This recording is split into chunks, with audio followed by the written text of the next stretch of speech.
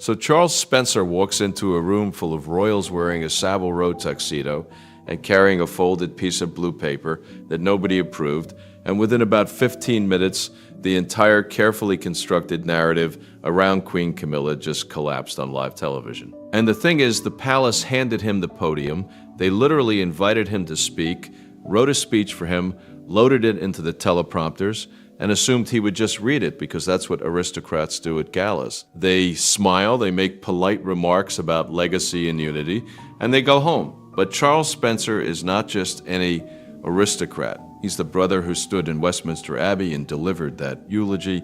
He's the one who refused to let the palace control how Diana's sons mourned their mother. And apparently he's also the one who spent 6 months working with lawyers to create a legal structure so airtight that not even the king could touch it.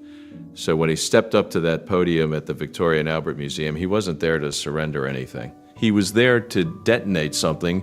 And before we get into exactly how this all fell apart, real quick, if you enjoy breaking down royal drama and the moments where the palace loses control of the narrative, hit subscribe to Crown Watch. We're following every thread of this story. Okay, so let's talk about what actually happened inside that gala, because the contradictions start piling up before Charles even walks through the door. That morning, the palace press office had leaked a briefing to the Times saying the Spencer family was about to hand over Diana's final artifacts to the Crown Trust.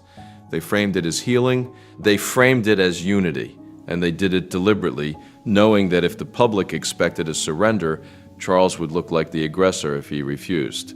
It's a classic palace PR move. Set the expectation, force compliance through public pressure, and make anyone who resists look petty and difficult. They assumed Charles would fold. They assumed wrong. What they didn't know, what nobody in that room knew except for two people, is that Charles and Prince William had been working on something completely different. And the timeline here matters because it shows this wasn't a spur-of-the-moment emotional decision. 6 months of legal work, 6 months of absolute secrecy, the kind of secrecy where you can't tell your staff, you can't tell your friends, and you definitely can't let anything leak to the palace machine. Charles had a lead barrister working on creating what's called a sovereign trust, which is basically a legal entity that exists outside the reach of the crown. The British monarch has a lot of power, but sovereign immunity doesn't apply to private trust structure correctly. And Diana's divorce settlement from 1996 had an obscure clause buried in it that her lawyers quietly inserted while the palace was focused on stripping her HRH title. That clause said her private intellectual property, her diaries, her letters, her personal papers, would forever remain the property of a private citizen. The palace didn't think it mattered at the time. They were so focused on removing her royal status that they overlooked the one thing that would come back to haunt them 3 decades later. You have to appreciate the legal genius of what Diana's team did back in 1996. They were negotiating against the full weight of the Crown's legal apparatus, an institution that had spent centuries perfecting the art of absorbing private assets into royal control. And while the palace lawyers were obsessing over titles and precedents and whether Diana would still be called Her Royal Highness, her own legal team slipped in a clause that seemed utterly trivial at the time. It was buried in paragraph 17, subsection 4 of the financial settlement. Nobody flagged it because it didn't involve money or property in the traditional sense.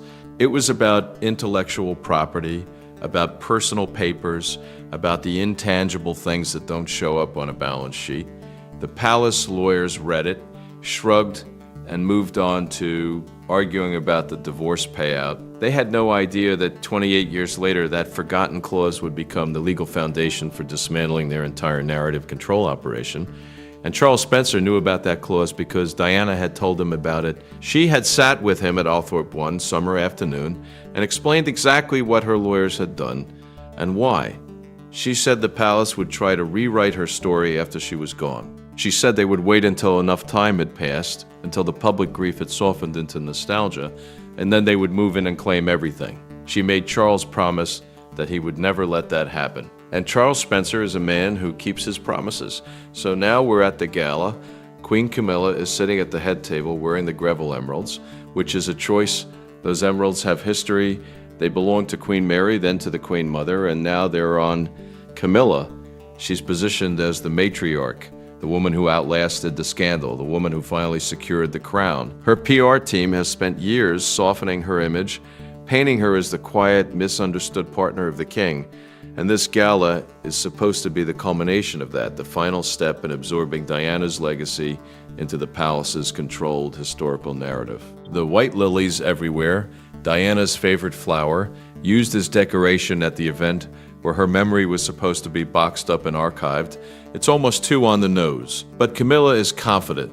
She's sitting there with the French ambassador making small talk about healing and unity, and she waves off her equerry's concerns about Charles arriving. She thinks his tension is nerves. She thinks he's struggling with the humiliation of public surrender. She has no idea what's about to happen. The atmosphere in that room before Charles entered was almost celebratory. The palace had orchestrated every detail. The lighting was warm and flattering. The champagne was vintage Krug. The seating chart had been arranged to project an image of harmonious continuity, with Camilla at the center, surrounded by loyal courtiers and carefully selected members of the aristocracy who could be counted on to applaud at the right moments. The cameras were positioned to capture her best angles. The teleprompters were loaded and tested. It was a stage production designed to broadcast one message to the world: the drama of the past is over, the crown has prevailed, and we are all one happy family now. But stage productions depend on everyone following the script. And Charles Spencer had brought his own script, one that had been quietly written and legally fortified over 6 months of late-night meetings and encrypted phone calls and documents signed in solicitors' offices far from the prying eyes of the royal household. The palace had spent half a year planning a coronation of their narrative. Charles and William had spent that same half year planning an insurrection. Meanwhile, Prince William is sitting 2 tables away in his garter night evening dress, projecting absolute composure. And this is where it gets really interesting, because William's stillness wasn't stoicism, it was focus. He had a black encrypted phone in his pocket, which is a massive security violation at a Westminster Abbey, September the 6th, 1997. Inside, 2,000 mourners sit in near total silence, dressed in black, staring at a coffin draped in the royal standard. Outside, on giant screens, set up across Hyde Park and the Mall, more than 1 million people stand shoulder to shoulder in the late summer heat. And somewhere beyond both of those crowds, in front of televisions in more than 60 countries, an estimated 2.5 billion people are watching the funeral of Diana, Princess of Wales. Nobody in that abbey, not the Queen, not Prince Charles, not the assembled ranks of European royalty, knows that within the next 20 minutes, a 22-year-old brother's grief is about to become one of the most quietly devastating acts of public defiance in the modern history of the British monarchy. Before Spencer even reached the pulpit, the funeral itself had already broken with tradition in ways the palace could control. Elton John performed a specially rewritten version of his song Candle in the Wind, altered from its original tribute to Marilyn Monroe into a tribute to Diana, played on a piano positioned just feet from her coffin, a moment so raw that even hardened television commentators struggled to narrate over it. Outside Kensington Palace, in the days leading up to the funeral, mourners had left an estimated 1 million bouquets of flowers, so many that palace groundskeepers described the scent as overwhelming from several streets away. The monarchy, accustomed to controlling the emotional temperature of national events with centuries of practiced ceremony, had spent that entire week visibly struggling to keep pace with a public grief it had not anticipated and did not fully know how to manage. Into that already unstable atmosphere walked a 22-year-old brother who was about to make it far less stable still. His name was Charles Spencer, the 9th Earl Spencer, and 6 days earlier he had been living in Cape Town, South Africa, thousands of miles from the palace machinery that had spent 16 years managing his sister's image. When the call came in the early hours of August the 31st, 1997, telling him that Diana had been killed in a car crash in the Pont d'Alma tunnel in Paris, Spencer boarded the first flight home.